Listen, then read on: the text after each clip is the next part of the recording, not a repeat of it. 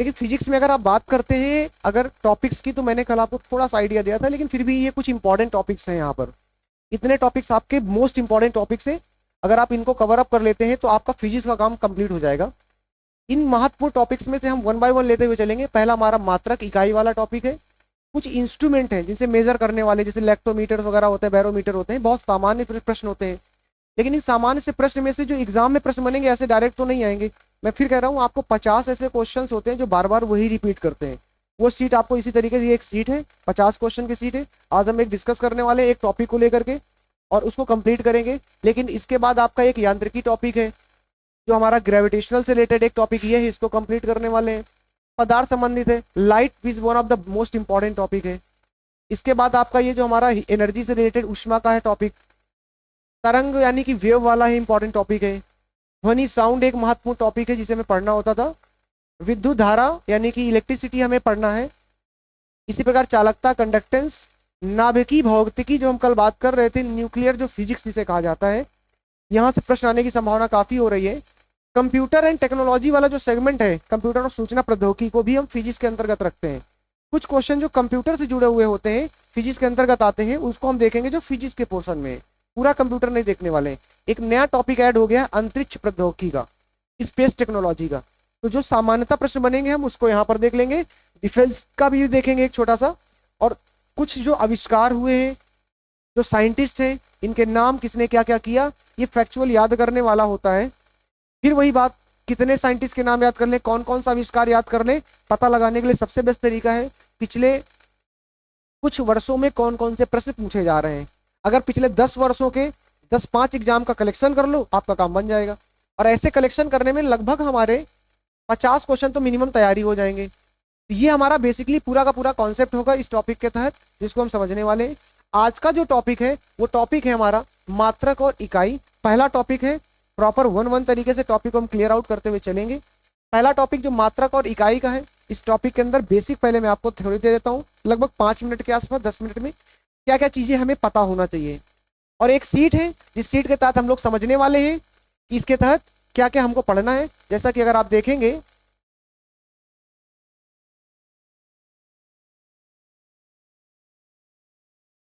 कुछ क्वेश्चंस हमने यहाँ पर अरेंज किए हुए हैं, इसी टॉपिक से रिलेटेड है। लगभग ये 50 क्वेश्चंस के आसपास टोटल है। जितने भी टाइप्स के क्वेश्चन बन सकते हैं मात्रक और यूनिट के, और अलग अलग एग्जाम में जो आए हुए हैं, ये सारे एक एक क्वेश्चन एग्जाम में आया हुआ ही है, जो सीट आपकी बनी हुई है। तो हम सारे उन महत्वपूर्ण क्वेश्चन को यहाँ पर सॉल्व करने वाले हैं।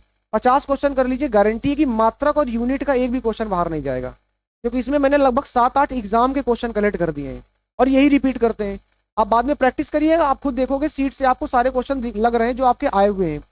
लेकिन अगर इस सीट को सॉल्व करना है तो इससे पहले हमें कुछ चीजें तो पता ही होनी चाहिए बेसिक। उस बेसिक चीजों को समझने के लिए सबसे पहले हम थोड़ा सा समझते हैं बेसिक इंट्रोडक्शन। तो आप हेडिंग डाल लीजिएगा मात्रक और इकाई का, और यहीं पे कुछ चीजें अगर लिखने वाली हैं तो उनको हम लिख लेते हैं। इनके बाद फिर वो सारी महत्वपूर्ण चीजें जो होंगी इस क्वेश्चन के वाइज सॉल्व करेंगे। तो आपकी हेडिंग जो है वो है मात्रक। थोड़ा सा फास्ट करेंगे थ्योरी का पोर्शन, इसलिए आप इसको थोड़ा करते चलिएगा। मात्रक इसे ही कहते हैं यूनिट।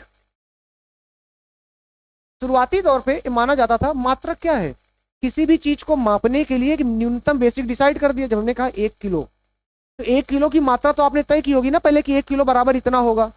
इसी प्रकार किसी भी चीज को जो क्वांटिटी है, जो आपकी भौतिकी राशि है, उसको मापने के लिए एक हम यूनिट तय करते हैं, जिसे हम मात्रक नाम दे देते हैं। शुरुआती तौर पे 3 आपके प्रमुख मात्रक दिखाई पड़ते थे नापने के सिस्टम। 3 सिस्टम दिखाई पड़ रहे थे। इन 3 सिस्टम में एक सिस्टम आपको दिखाई पड़ रहा था जो कि आपका सीजीएस सिस्टम है, ठीक है, सीजीएस सिस्टम था। दूसरा एक सिस्टम आपको दिखाई पड़ता था आपका एफपीएस सिस्टम, और तीसरा एक सिस्टम आपको दिखाई पड़ता था एमकेएस सिस्टम। प्लीज थोड़ा सा मेरे साथ ही नोट करते चलिए, जिससे आपका स्पीड बनी रहेगी और चीजों को हम फास्ट करेंगे, इसलिए हम मेरे साथ ही लिखते चलिएगा सब लोग, ठीक है, आसान रहेगा। सीजीएस, एफकेएस और एमकेएस। देखिए 3 चीजों के बारे में लोग जानते थे। एक तो लंबाई के बारे में जानते थे लोग, और इसके बाद क्वेश्चन उठता था द्रव्यमान को कैसे मापे, तो द्रव्यमान के बारे में लोग जानते थे। तीसरा जो इंपॉर्टेंट फैक्टर होता था वो हमारा हो जाता था आपका समय। इन 3 चीजों की जरूरत थी मापने के लिए। यह हुआ कि लंबाई को मापने के कई सारे तरीके थे। जिन जिन देशों में सीजीएस सिस्टम फॉलो होता था उसमें सी का मतलब क्या है, सेंटीमीटर। यानी कि अगर सीजीएस सिस्टम फॉलो करोगे तो आप लंबाई को सेंटीमीटर में नापोगे।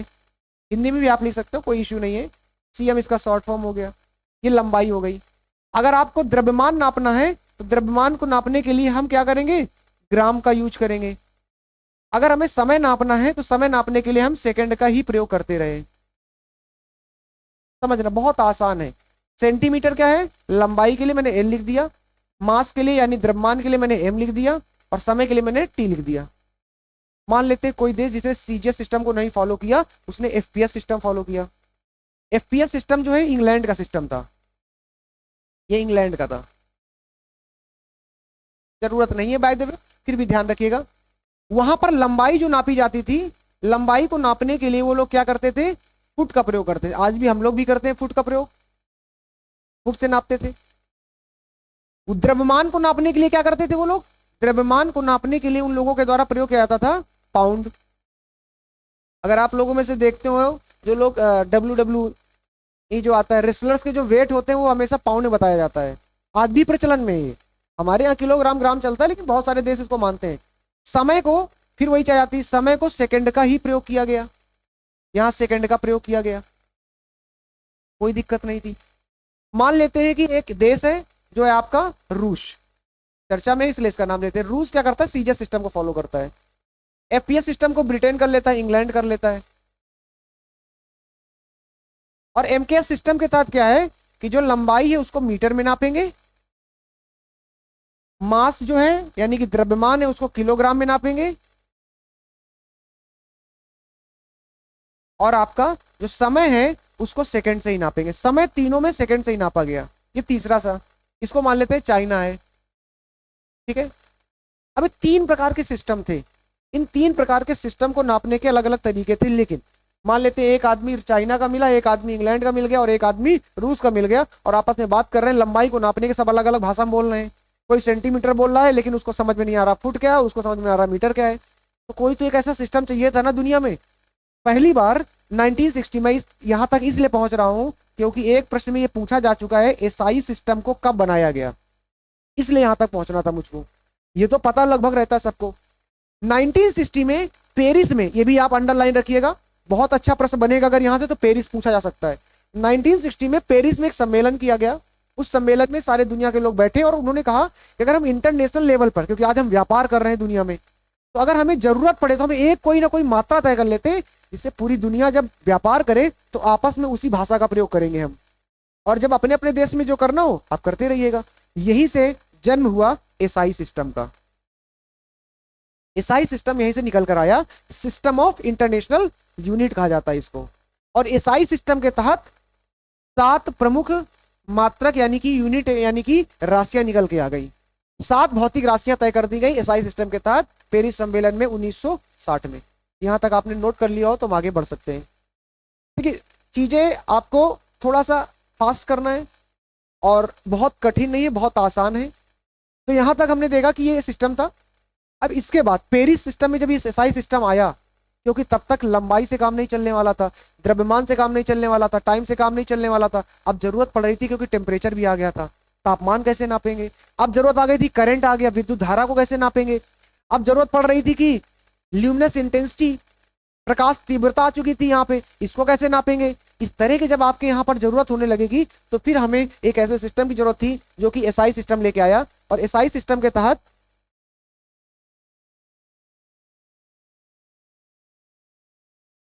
एसआई सिस्टम के तहत 7 हमारे प्रमुख आपके बनाए गए क्वांटिटीज, और इनके बारे में आप थोड़ा सा जल्दी से लिख लीजिए साथ में सभी लोग, जिससे कि क्या रहेगा, इजी रहेगा। एसआई सिस्टम, देखिए एसआई सिस्टम में 7 आपकी क्वांटिटीज बनाई दी गई।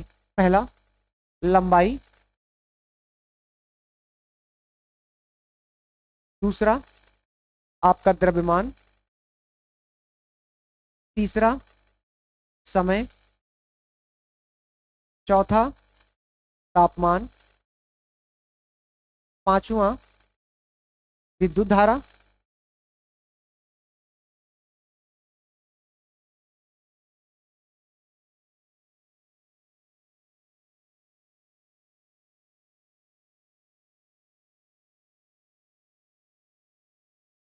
छठा,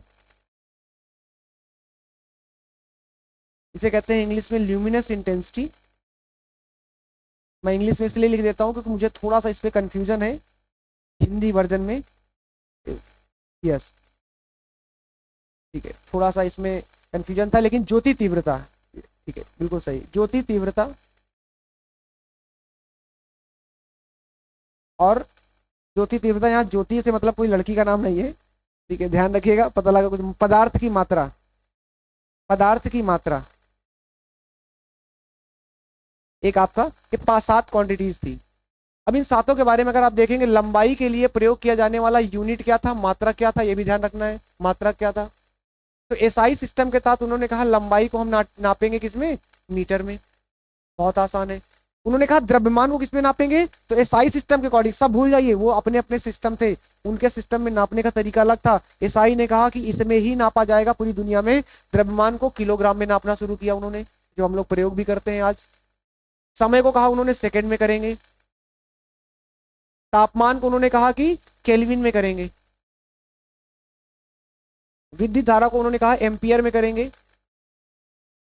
ल्यूमिनस इंटेंसिटी को उन्होंने कहा कैंडेला, बिल्कुल सही है, कैंडेला में करेंगे। और पदार्थ की मात्रा को मोल से कहा उन्होंने, क्या, मोल से हम लोग रखेंगे।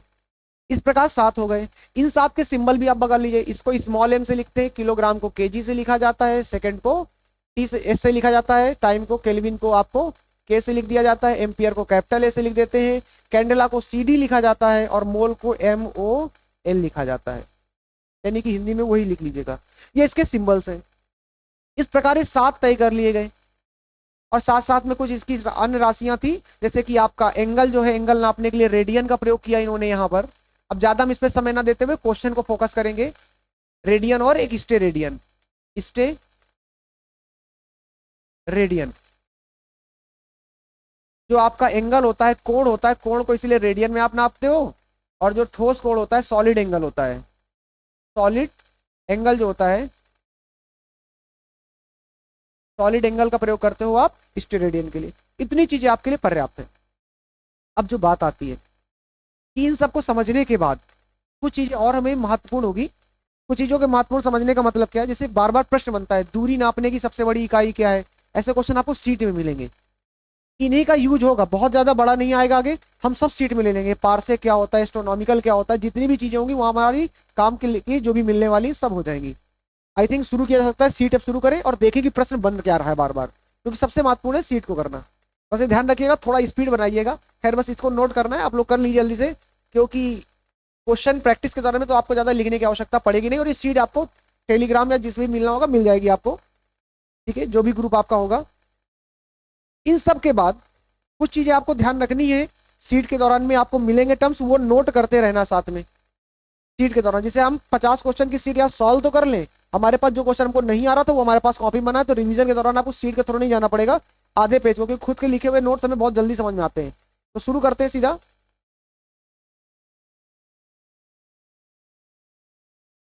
पहला क्वेश्चन आपके सामने दिख रहा होगा क्लियर कट तरीके से, नहीं दिख रहा है, देखिए पहला क्वेश्चन बहुत सिंपल सिंपल प्रश्न है। आई थिंक आप देखते ही आप आंसर बताते चलेंगे। निम्नलिखित में से कौन सी मूल भौतिक राशि है, अब मूल भौतिक राशि यानी कि फंडामेंटल, 7 की बात की थी हमने, बल, बल क्या भौतिक राशि में थी, वेग, कार्य, विद्युत धारा, इन 4 में से क्लियर कर दिख रहा है, सी इज द राइट आंसर, यानी कि विद्युत धारा एक भौतिक राशि है। क्लियर दिख रहा है, यानी कि हमारा सही जवाब होगा। बहुत कठिन क्वेश्चन नहीं है। अगला क्वेश्चन देखते हैं। अगला क्वेश्चन हमारा कह रहा है शक्ति का मात्रक क्या है, शक्ति का मात्रक क्या है, सबको रटा हुआ है, तो मैं यहां पर फॉर्मूले भी लिखता चलूंगा। शक्ति जो है यानी किसे कहते हैं आपका पावर, और जो पावर होता है शक्ति, ये बराबर होता है कार्य बटे समय। समय, अगर ऑप्शन में आपसे पूछा जाए शक्ति का आपका यूनिट क्या है, मात्रक क्या है, तो आप बिल्कुल आराम से बता सकते हो कि वॉट इसका पावर होता है। लेकिन अगर ये ना हो इसके बराबर लिख सकते हो, क्योंकि कार्य का जूल होता है तो आप इसको लिख सकते हो जूल, और क्योंकि समय के लिए प्रयोग किया जाता है सेकेंड, तो आप इसे लिख सकते हो जूल पर सेकेंड। तो आपको ध्यान देना है कि पूछा क्या गया और ऑप्शन में क्या पड़ा है। अगर वॉट नहीं है तो ये पड़ा होगा, दोनों में से कोई भी हो आप टिक कर सकते हैं। हर्ट्ज किसका होता है, ये भी प्रश्न बन जाता है, तो ये आवृत्ति का होता है। यहीं पर आप लिखते चलिएगा साइड में, अगर आपको जरूरत पड़े तो, जो आपको लगे कि हमें ये नहीं पता है। वोल्ट किसका होता है? तो ये विभवांतर का होता है, विभवांतर। देख लेना, शुद्ध हिंदी में लिखा, मैं इंग्लिश में भी लिख देता हूँ, इसे पोटेंशियल कहा जाता है इंग्लिश में। और न्यूट्रॉन तो आपको पता है ये एक पार्टिकल है एटम का, यानी कि परमाणु का एक सब पार्टिकल कहा जाता है, इलेक्ट्रॉन, प्रोटॉन और न्यूट्रॉन। ठीक है, तो ये चीज हमको ध्यान रखनी थी। आई थिंक ये क्लियर है, आगे थोड़ा सा बढ़ा जा सकता है। अगले प्रश्न की ओर अगर हम आते हैं तो जो तीसरा प्रश्न है हमारा, इसका तीसरे प्रश्न में विद्युत शक्ति की इकाई क्या इकाई है? विद्युत शक्ति अभी पढ़ के आए हैं। विद्युत शक्ति का मतलब क्या है हमारा? यानी कि इलेक्ट्रिक करंट, यानी कि विद्युत धारा, और विद्युत धारा की जो इकाई थी वो एम्पियर थी, इसलिए क्लियर कट है, इसका आंसर यही हो जाएगा। अब फिर मैं ऑप्शंस क्यों बार बार आपको टिक कर रहा हूं, आपके जितने भी दिए गए, जिससे कि और भी प्रश्न जो बन सकते हैं वो भी पता होना चाहिए। वोल्ट हमें पता चल ही चुका है किसका है, विभवांतर का। कूलाम्ब किसका होता है? ये आवेश का है, ये पता होना चाहिए, आवेश का है। और जो हमें ना पता हो यहीं पर लिखते चलेंगे, इसीलिए क्वेश्चन की सीट से कई सारे और भी मिल जाते हैं। वॉट शक्ति का है, क्लियर कट दिख रहा है। ठीक है, तो ये हमारा एक है। अगला टॉप क्वेश्चन क्या कह रहा है? क्वेश्चन नंबर चौथा जो है बहुत ही क्लियर क्वेश्चन है, बहुत ही सिंपल क्वेश्चन है। आगे आपको मिलेंगे कठिन, पहले 2-4 क्वेश्चन सिंपल है, ऐसा नहीं कि सारे ऐसे ही हैं, लेवल वाइज चलेंगे। बल का मात्रक क्या है? पहला क्वेश्चन ये कह रहा है, बल का मात्रक क्या है? तो बल की अगर हम बात करते हैं तो बल बराबर आपका होता क्या है, तो यहां पर समझ लेते हैं। द्रव्यमान गुणे त्वरण, ये होता है हमारा। द्रव्यमान की जो यूनिट होती है किलोग्राम होती है, और त्वरण के लिए प्रयोग करते हैं मीटर पर सेकेंड स्क्वायर। तो कहीं अगर ये मात्रक दिखाई पड़े तो ये भी सही है, लेकिन अगर ये नहीं है तो न्यूटन तो पड़ा ही होगा। तो न्यूटन अगर आपको दिख जाता है तो न्यूटन तो कोई दिक्कत ही नहीं। तो बल का मात्रक न्यूटन भी होता है, ये भी होता है किलोग्राम मीटर पर सेकेंड। और अगर ये नहीं है तो न्यूटन की जगह में कहीं अगर डाइन दिख जाए आपको, तो डाइन भी आपका बल का मात्रक ही होता है, ये भी ध्यान रखिएगा। बस फर्क इतना है कि न्यूटन एसआई मात्रक है और डाइन जो है सीजीएस मात्रक है, अंतर बस इतना है। अगर आपको ना तो ये दिख रहा, ना तो ये दिख रहा, ना तो ये, और घुमाना चाहेगा तो आपसे ये भी कह सकता है कि अगर कहीं ये दिख जाए ग्राम मीटर पर second, sorry gram centimetre, gram centimetre पर सेकेंड, तो ये सीजीएस मात्रक हो जाएगा किसका? बल का। देखिए किलोग्राम की जगह ग्राम आ जाएगा, मीटर की जगह में सेंटीमीटर आ जाएगा, और ये वही रहेगा, और ये बन गया है सीजीएस। यानी कि डाइन बराबर होगा सीजीएस के और न्यूटन बराबर होगा इसके। अगर कभी कहे न्यूटन बराबर है और ऑप्शन में दिख रहा है तो आपको ध्यान रखना है ये बराबर न्यूटन के है। क्लियर जी? और -2 ही होगा, माफ कीजिएगा, क्षमा पात्र इसके लिए, मैं बहुत बड़ा अपराधी हूँ, मैंने अपराध किया है। ठीक है, कोई बात नहीं, अगला आते हैं। कार्य का मात्रक सबको पता है, कार्य का मात्रक जूल होता है। सोते समय भी आप लोग बोल सकते हैं, बहुत ही सिंपल है। कार्य बराबर आपका क्या होता है ये सब जानते हैं, लेकिन फिर वही चीजें मैं थोड़ा सा इस पर डिस्कस कर लेता हूं। अगर कार्य की बात की जाए तो कार्य बराबर होता है बल गुणे विस्थापन, यही आपने पढ़ा था पहले। और कार्य बराबर अगर बल गुणे विस्थापन होता है तो बल का जो होता है वो होता है न्यूटन, और विस्थापन के लिए होता है मीटर। अगर कहीं भी आपको मात्रक दिखाई पड़े न्यूटन मीटर, न्यूटन मीटर भी सही है, या इसकी जगह पर आपको कहीं दिख जाए जूल, तो जूल भी सही है। यानी कि जूल और न्यूटन मीटर दोनों बराबर हैं, और ये दोनों हैं एसआई मात्रक। लेकिन अगर कार में जूल नहीं लिखा, जैसे यहाँ जूल लिखा था, लेकिन अगर ना लिखा होता तो फिर क्या करते? जूल नहीं लिखा होगा तो उसकी जगह पर लिखा होगा अर्ग। तो ध्यान रखिएगा, अर्ग भी कार का मात्रक होता है, लेकिन ये सीजीएस मात्रक होता है। अगर मान लेते हैं अर्ग भी नहीं लिखा और पूछ रहा कार का मात्रक बताओ, तो अर्ग की जगह पर क्या लिखा होगा? डाइन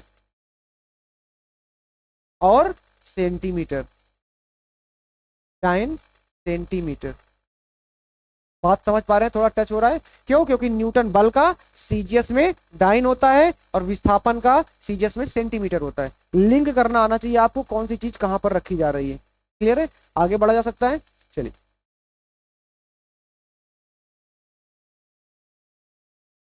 अगला जो प्रश्न है, आवृत्ति का मापा जाता है, बहुत ही आसान है। आवृत्ति मापा जाता है किसमें? हर्ट्ज में। ऑप्शन क्लियर कट सही है, आगे बढ़ते हैं। क्वेश्चन नंबर 7 क्या कहते हैं? देखिए फिर ये इसका मतलब ये है कि भले बहुत ही आसान सा प्रश्न है, लेकिन ये प्रश्न ऐसा है जो बार बार पूछा जाता है। ये प्रश्न बार बार रिपीट कर रहा था, इसलिए मैंने भी इसमें डाला हुआ है। इसलिए ध्यान रखिएगा, इसको इतना हल्के मत लेना। यही प्रश्न आ जाते हैं जो हमें बहुत सिंपल लगते हैं और कई बार गलती होती है बहुत बारीक सी। हर्ट्ज है किसका मात्रक है? आवृत्ति का है। अगर ये पूछ लेता हर्ट्ज किसके बराबर है, अगर हर्ट्ज बराबर पूछ लिया जाए तो एक ऑप्शन ध्यान रखना, क्योंकि जो आपकी आवृत्ति होती है, आवृत्ति होती है, ये आपका होता है किसके बराबर? समय, 1/, समय, समय के बराबर। हर्ट्ज की यूनिट किस क्या है? HZ, इसी को हर्ट्ज आप बोल रहे हो।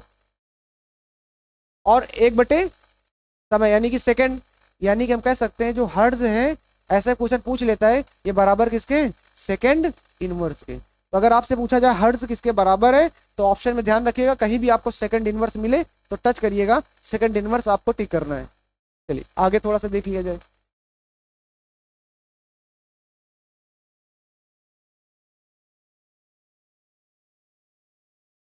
अभी बीच में थोड़ा सा सीट लगा ना। फैराडे कैपेसिटेंस का होता है, ये फैराडे कैपेसिटेंस का होता है। और खासकर थोड़ा सा रिकॉर्डिंग भी चल रही है, तो सारी समस्याओं का समाधान होगा, लेकिन अब आपने पूछा है फैराडे, तो मैं आपको बता देता हूँ। फैराडे जो होता है इसको बोलते हैं कैपेसिटेंस, धारिता, हिंदी में धारिता होगा ये, धारिता का मात्रक है, ठीक है, ये सही मात्रक है। आगे आते हैं, प्रश्न आपके सामने बिल्कुल क्लियर है, बताइए आंसर क्या कह रहा है आंसर ये। चालक की वैद्युत प्रतिरोधकता की इकाई क्या है? बहुत ही वर्ड पकड़िएगा, अब नए नए वर्ड भी आएंगे आपको जो हमने मात्रक में पढ़े नहीं, हो गया काम, अब यहाँ पे नए नए शुरू होने वाले हैं। वैद्युत प्रतिरोधकता क्या है, तो हमें पकड़ना पड़ेगा इस शब्द का मतलब क्या होता है। और इस शब्द का मतलब अगर देखें तो इसे, इसका जो सिंबल होता है आपने पढ़ा होगा, ये होता है वैद्युत प्रतिरोधकता, जो कि बराबर होता है R A अपॉन L, ठीक है, ये होता है। अब रो बराबर RA अपॉन L होता है, ये R जो है ना ये प्रतिरोध है, प्रतिरोध, और प्रतिरोध का जो मात्रक होता है वो होता है ओम। तो फिर वैद्युत प्रतिरोधकता का मात्रक कैसे हो सकता है ओम? तो ये तो नहीं हो सकता। वोल्ट होता है विभवांतर का, ये भी नहीं हो सकता। फराद हो नहीं सकता क्योंकि ये तो गहराई नापने अपने अपने प्रयोग किया जाता है। एम्पियर हो नहीं सकता, मतलब इसमें कोई भी ऑप्शन नहीं, इसलिए मैंने डाल रखा है। आप लोग थोड़ा सा ध्यान रखिएगा, क्योंकि लगवा रहा हूं मैं सामने, तो इसलिए क्लियर है, इसमें कोई भी इसका आंसर सही नहीं होगा। और इसका आंसर जो होगा वो होगा, इसलिए आप इसको लिख लीजिएगा, क्योंकि हम कंफ्यूजन होगा, जैसे जैसे क्वेश्चन आएगा हमारे दिमाग में रटा होता है, तुरंत मारेंगे ओम। वो प्रतिरोध का है मात्रक ओम, विद्युत प्रतिरोधकता का मात्रक ओम नहीं होता है, ओम मीटर होता है। गलती होगी इसीलिए हमने इसको थोड़ा सा अजीब तरीके से रख दिया है। ओम मीटर है, नोट कर लीजिएगा अच्छे से, बहुत ही इंपॉर्टेंट है आपका। ओम मीटर जो है आपका वैद्युत प्रतिरोधकता का मात्रक माना जाता है, ओम है प्रतिरोध का मात्रक। थोड़ा सा आगे बढ़ा जा सकता है और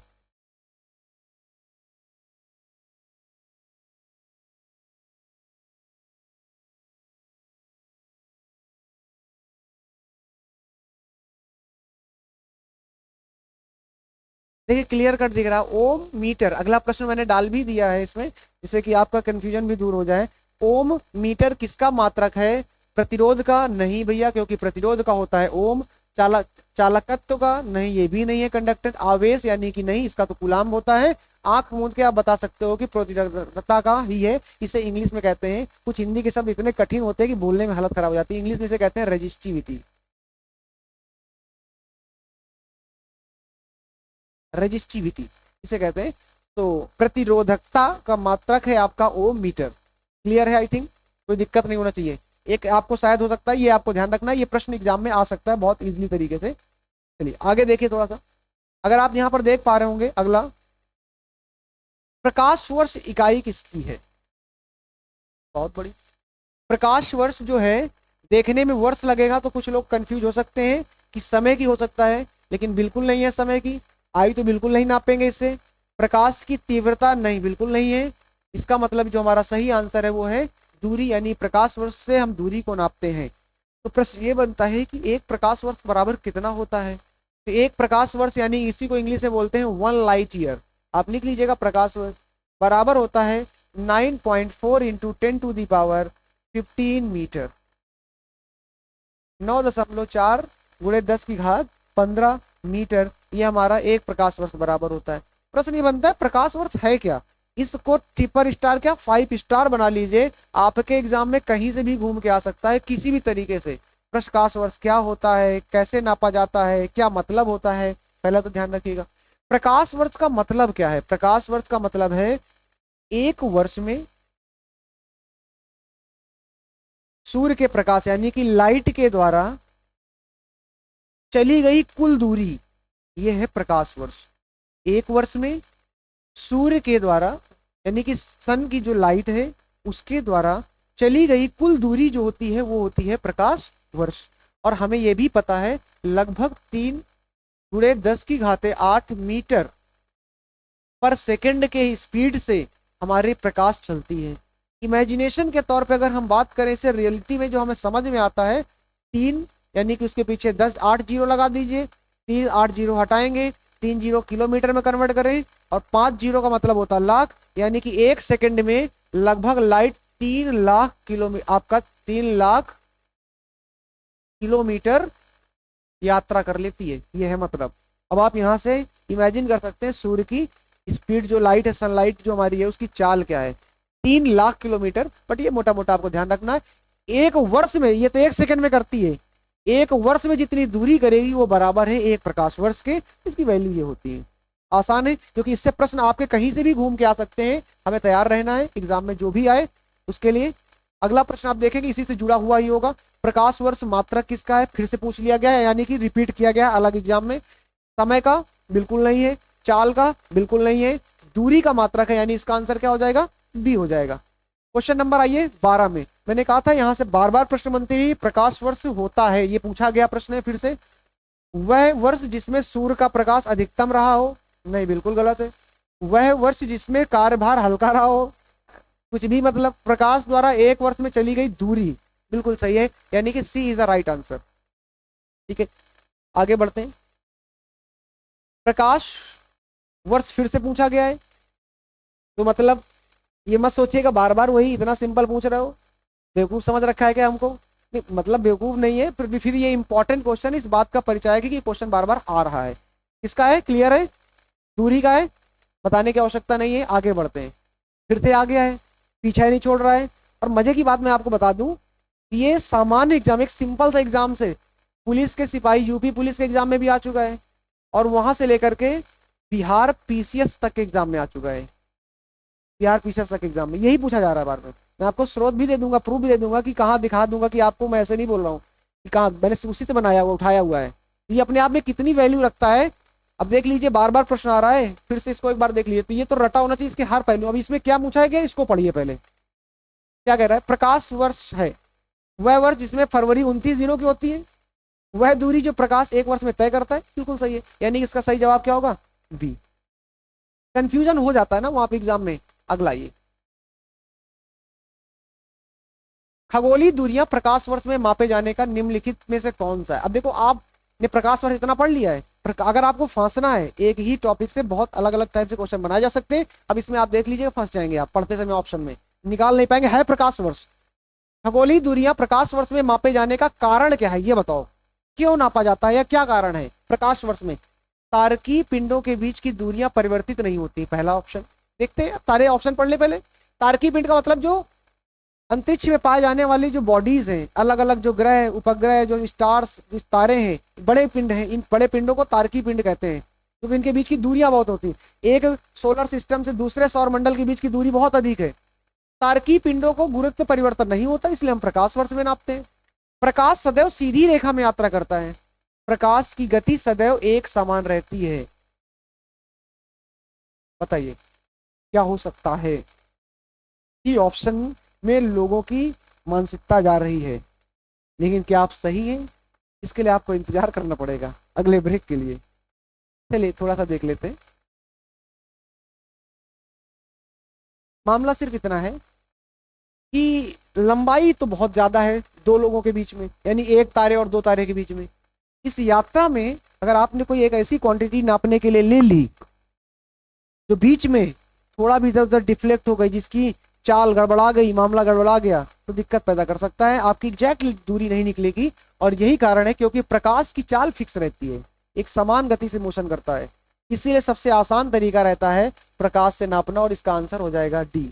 तुक्का हर जगह नहीं मारा जाता, ऐसे क्वेश्चन छोड़ने वाले होते हैं। फिजिक्स में जब लगे कि आपका नहीं हमारे टच से है, अगर माइनस मार्किंग है तो छोड़ दो, अगर नहीं है तो तुक्का मार दो, कोई इशू नहीं। अगर माइनस मार्किंग है, वरना आपका सही आंसर भी ले जा सकता है। अगर आप सियोटी में है कि दो ऑप्शन इलिमिनेट कर चुके हैं कि ये गलत है और ये गलत है, अब ये दो सही है, तो यहाँ रिस्क लिया जा सकता है, 50-50 का मामला है। लेकिन अगर चारों मामले वाले हैं तो फिर वहां ज्यादा मोहब्बत नहीं करनी, वरना फिर आपके साथ करेगा एग्जामिनर। आइए जरा सा, अगला जो है आपका पारसेक। पारसेक के बारे में आपने देखा, पारसेक क्या है? पारसेक की अगर हम बात करते हैं तो पारसेक भी एक दूरी नापने की इकाई है। लिख लेना जिनको ना पता हो, दूरी मापने की इकाई, जिनको ना पता हो प्लीज लिख लो। ये भी बार बार घूमेगा प्रकाश वर्ष की तरह, अभी आप परेशान हो जाएंगे प्रश्न में। दूरी मापने की इकाई तो है ही, जितनी भी इकाइयां हैं दूरी मापने की सबसे बड़ी इकाई यही है अभी तक। अभी तक दूरी मापने की सबसे बड़ी इकाई हमारे पास पारसेक ही है। प्रश्न क्या पूछा गया है? पारसेक तारों से दूरी मापने का मात्रक है, बताओ किसके बराबर है? तो एक पारसेक बराबर कितना होता है ये हमें पता होना चाहिए था, और एक पारसेक जो बराबर होता है वो है किसके बराबर? एक पारसेक बराबर होता है 4.25, 3.25, 4.25, 4.5 और 3.05। क्या कहेंगे? लक आजमाएंगे? 25 लाख का प्रश्न है, बी ऑप्शन में। अगर आप गलत जवाब देते तो आप जीरो में आएंगे वापस। चलिए, इसका सही जवाब है आपका B is the right answer. एक प्रकाश वर्ष बराबर जो होता है वो आपका 3.26 आपको अगर लिखा मिल जाए लाइट ईयर यानी कि प्रकाश वर्ष, तो आप ध्यान रखिएगा। और नियर बाई यही दिखाई पड़ता है, एक्चुअली 2.59 होता है एग्जैक्टली, अगर जाएंगे यहाँ 9 होता है। इसी को समराइज करके वो लिख देते हैं 3.26 प्रकाश वर्ष, और ये बराबर होता है एक पारसेक के। दूरी नापने की सबसे बड़ी। और आपको पता लाइट ईयर का मतलब क्या है? इसका मल्टीप्लाई कर दो 3.26 इंटू 9.4 इंटू 10⁻15, मतलब ये है एक पारसेक बराबर। और ज्यादा दूरी एक गैलेक्सी से दूसरी गैलेक्सी के बीच में अगर नापना होगा दूरी, तो इसका प्रयोग करते हैं। आगे आते हैं, पारसेक फिर आ चुके हैं, किसकी इकाई है? दूरी की इकाई है, क्लियर कट दिख रहा है। थोड़ा सा आगे बढ़ा जा सकता है। माप की कौन सी इकाई को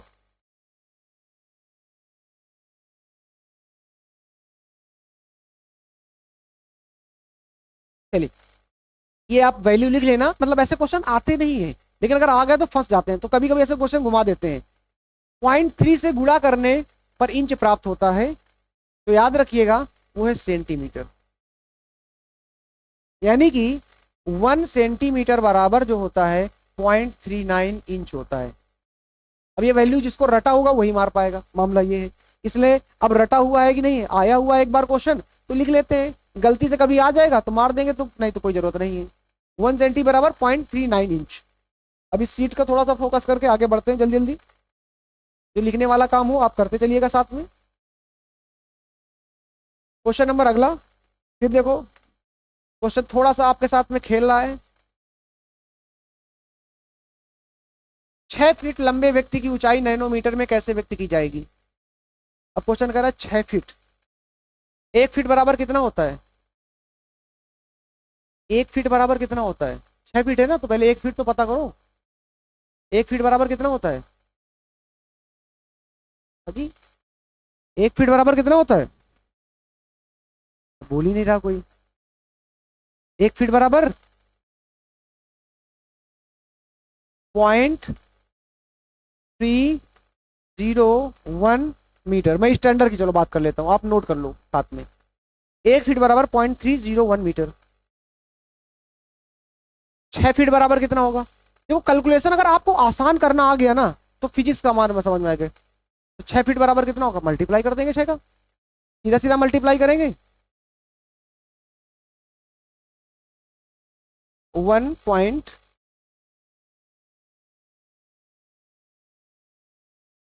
अच्छा अच्छा जी जी माफ करिएगा 1 पॉइंट सही है। हाँ ठीक, बहुत बढ़िया, मतलब बढ़िया है। मीटर में आ गया। अब आपसे कह रहा है किस में कन्वर्ट करो, नैनोमीटर में। 1 मीटर बराबर नैनोमीटर कितना होता है?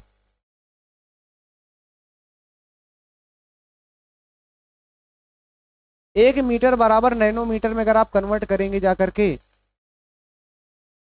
तो होगा जाकर के 9 सॉरी, हाँ 9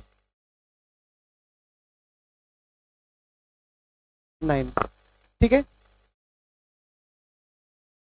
अच्छा, अब इसे मल्टीप्लाई कर दीजिए जरा, दो जीरो का, दो जीरो का मल्टीप्लाई करोगे तो ये लिखा जा सकता है, साथ में आ जाएगा। ये बन गया। थोड़ा सा कठिन क्वेश्चन था, आया हुआ क्वेश्चन था, अब ये बन चुका है। अब आप देखो इसके आसपास कौन सी क्वांटिटी दिखाई पड़ रही है, नियर बाई क्वांटिटी जो होगी टिक मार दो। ऐसे कन्वर्ट किया जाता है आपका। ये अभी नहीं, बहुत पहले एक एग्जाम में आया हुआ था और वहां ऐसा क्वेश्चन फांसा गया था। हो सकता है आपके यहाँ ना आए ऐसा क्वेश्चन, लेकिन ये एक बेसिक ही क्वेश्चन था। और अगर आ गया तो क्या करेंगे, ये आया था बहुत पहले एक एग्जाम में, जरूरत नहीं खास आपको, तो वहाँ ऐसे क्वेश्चन आते नहीं है, वहाँ इसकी कोई जरूरत नहीं है। लेकिन देखना चाहते थे आपको कुछ कन्वर्ट करना आता है कि नहीं आता है, ये सोच पा रहे हो कि नहीं सोच पा रहे हो, इसलिए तरीका पता होना चाहिए बेसिक करना कैसे है, ये ध्यान रखिएगा। चलिए आगे देखा जाए।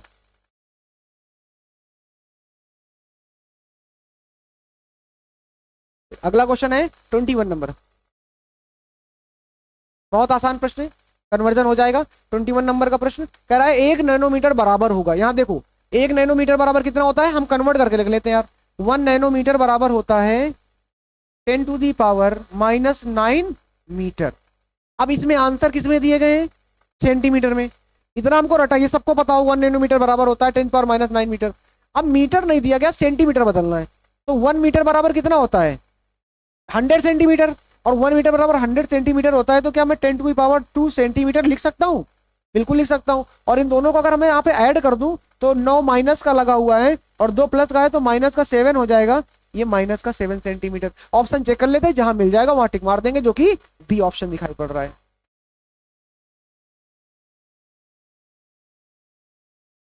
हम मीटर से गए थे ना, मीटर से गए हैं हम उधर, समझिए। मैं भी लिख दूंगा, अगर आपको दिक्कत हो तो मैं आपको एक सीट दे दूंगा, बेसिक जितने भी बेसिक क्वांटिटी वहां सब लिखी होंगी, टेंशन ना लीजिएगा। लेकिन मैंने लिखा है 1 नैनोमीटर इज इक्वल टू, जब आप लिखोगे तो 10⁻⁹ होगा।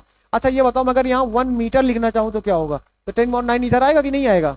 और जब 1/10⁻⁹ आया होगा तो ऊपर जाएगा, तो 10 की पावर क्या लिखा जाएगा, इसलिए हमने नैनोमीटर में ये लिखा है। बात समझ में आ गई, आगे बढ़िए। ये वाला पॉइंट आ गया है। तो एक चीज यहाँ पर साइड में और लिख लीजिए, क्योंकि कई बार पूछ लेता है आपस में।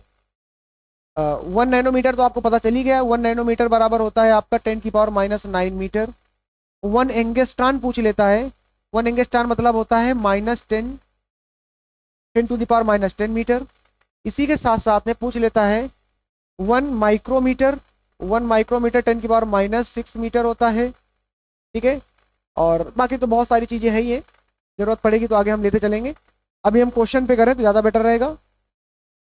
अगला क्वेश्चन क्या कह रहा है आपका, 1 नैनोमीटर बराबर किसके है, 10⁻⁹मीटर है, क्लियर कट है।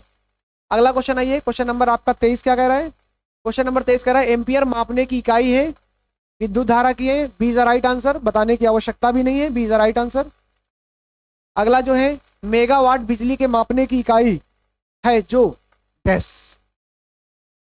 क्वेश्चन क्या है, मेगावाट बिजली है, बिजली को आप नापते हो एम्पियर में नाप लेते हो, वोल्टेज में नापते हो नॉर्मल, लेकिन जब आप बिजली मेगावाट लगाते हो तो कहां पर लगाई जाता है, ये प्रश्न में आए। और यहां दिया गया जब उत्पादित की जाती है, जब उपभोग की जाती है यानी यूज करते हो, बचत की जाती है वहां पर, या ट्रांसमिशन में ह्रास हो जाती है उस समय। तो याद रखना, जहां पर उत्पादन होता है वहां पर बिजली का हम प्रयोग करते हैं, इतने मेगावाट का प्लांट लगाया गया, ये शब्द आपने सुना होगा, ये है मतलब इसका, यानी उत्पादित की जाती है वहां पर मेगावाट का प्रयोग किया जाता है। चलिए आगे देखिए थोड़ा सा। अब आपके जितने भी क्वेश्चन होंगे थोड़ा थोड़ा लेवल बढ़ चुके हैं क्वेश्चन के, और जब आप 30-35 क्रॉस करते हैं तो वहां से फिर लेवल मतलब अच्छा खासा आता है, 2-4 बार पानी पीना पड़ता है, उसके बाद क्वेश्चन लगाने होते हैं। चलिए यहाँ पर थोड़ा सा देखते हैं क्वेश्चन क्या कह रहा है आपका। पहले सूची और सूची दो को मिलान करना है, बहुत ही आसान प्रश्न है, बहुत ही साधारण प्रश्न इसमें है, और उसके आधार पर आपको तय करना है कि कौन सा ऑप्शन आपका सही है। देखिए इसको करने का तरीका मैं बताता हूं आपको। कोई भी एक आप पकड़ लो, उसको पकड़ने के बाद आप चेक करो क्या मैच कर पा रहा है। जैसे हमने कहा त्वरण का आपको पता है, त्वरण का क्या होता है, मीटर पर सेकंड। अब आप ये देखो कि ए का चौथा नंबर क्या है, पूरा मिलाने की आवश्यकता बिल्कुल भी नहीं है आपको। ए का चौथा किसमें, यहां पर केवल और केवल एक मात्र है, ए का चौथा यहां मिल रहा है, इसका मतलब आंख मूंद के आप डी मारोगे, यही आंसर होगा सही। बाकी आप करना चाहते तो कर लेते। बल का क्या होगा, न्यूटन। देखिए जो आपका है तीसरे नंबर पे मिला हुआ है। इसी तरह के आप सारे कर लेंगे। सी का आपका 1 हो जाएगा, करके देख लीजिए। कार का जूल होता है, कार का आवेश का न्यूटन सेकंड डाल देंगे। तो मुद्दा क्या है, आपको पकड़ना है। ये आपका इसका क्वेश्चन का जवाब होगा। आगे ये क्वेश्चन नंबर 26।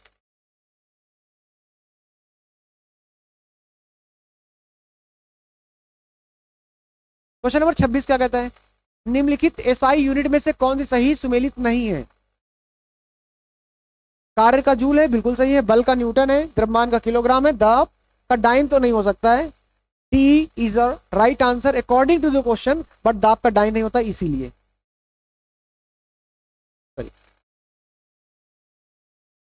क्वेश्चन नंबर 27 क्या कह रहा है, निम्नलिखित में से किस राशि का मात्रक नहीं है, किस राशि का मात्रक नहीं है। प्रतिबल का मात्रक होगा, बल का कोई ना कोई तो मात्रक होगा, दाब का कोई ना कोई मात्रक होगा, विकृत मतलब क्या होता है, शेप चेंज करना, चेंजमेंट, उसका क्या मात्रक होगा, दबाव डालने के बाद जो चेंज आएगा, ये तो इफेक्ट है ना, बल का इफेक्ट आएगा, विकृत, इसका कोई मात्रक नहीं होगा, इसीलिए सी इज द राइट आंसर। अगला क्वेश्चन देखिए 28 नंबर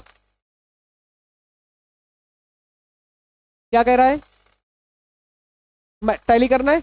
वॉट, अब देखिए क्वेश्चन देखिए बहुत आसानी से पकड़ना, क्या वॉट किसका है, शक्ति का होता है, ये हमें पता है। पावर का वॉट होता है। अब ए का 4 देखो कहां मिल रहा है, ए का 4 यहाँ कहीं मिल रहा है, यस यहाँ मिल गया। एक मात्र है इसलिए हमें कोई सोचना नहीं, अगर 2 होते तो फिर हमें और चेक करना होता, लेकिन क्योंकि एक मिल गया इसलिए सी द राइट आंसर। बाकी भूल जाइए किसका होता है, लेकिन आप चाहें तो लिख लीजिए जिनको नहीं पता है। नॉट जो होता है ये किसका होता है, ये होता है आपका समुद्री जहाज की गति, समुद्री जहाज की गति को नापने के लिए प्रयोग किया जाता है। नॉटिकल मील का कहां प्रयोग किया जाता है, नौ संचालन में किया जाता है। और कैलोरी जो है ऊष्मा का है। नॉट इंडिविजुअल क्वेश्चन बन के आ सकता है, ध्यान रखिएगा। समुद्री जहाज की गति को नापने के लिए प्रयोग किया जाता है।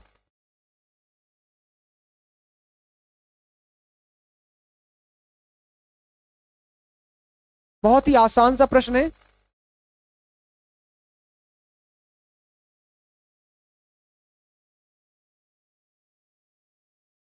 सुमेल कीजिए, कर लीजिए, किसने मना किया। जूल कहां जाएगा, जूल जूल जूल कार पे, यानी कि 1 का 3 होगा। मैच करो कहीं है पहले नंबर पे, ये ऑप्शन बनाए ऐसे जाते हैं। वो आपको ये नहीं चाहता है कि आप बहुत टेंशन में आए, घबराएं। वो ये चाहता है कि आप क्वेश्चन देखें, बड़ा क्वेश्चन तो छोड़ के आगे चले, चाहता ये है। मतलब वो इतने बड़े बड़े बनाता है इसलिए कि लड़का आधा घबरा जाए, मिलाता रहे और टाइम निकलेगा छोड़ देगा। वो कठिन नहीं है। ऑप्शन पढ़ो सबसे पहले, ऑप्शन मैचिंग कहाँ से हो रहा है, तरीका जिसको समझ में आ गया गेम उसका हो गया। बाकी सब पढ़ा हुआ है तो ऑलरेडी आपको यूनिट पता है, तो बताने की आवश्यकता भी नहीं किसी कौन सी यूनिट है। अगला देखिए,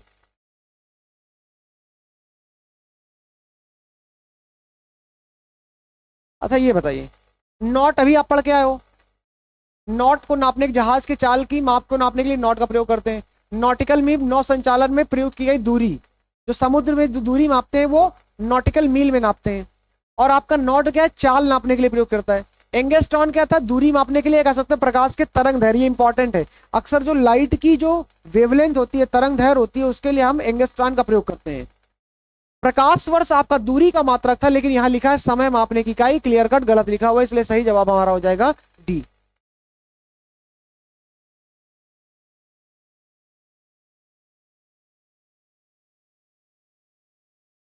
बस कीजिए,